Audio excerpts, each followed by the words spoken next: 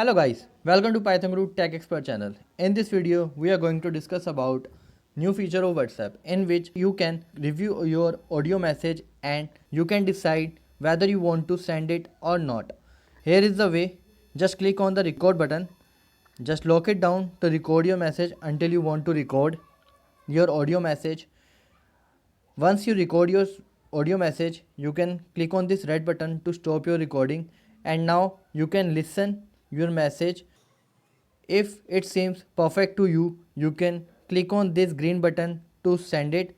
Otherwise, you can delete to by clicking on this button, and you can record it again.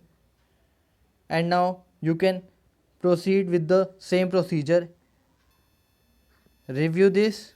If you want to send, then click on this button. The message is sent to the receiver. Yeah, this is the feature of WhatsApp that is new launched. Thank you so much for watching this video. See you in the next video. But don't forget to subscribe the channel and share with your friends.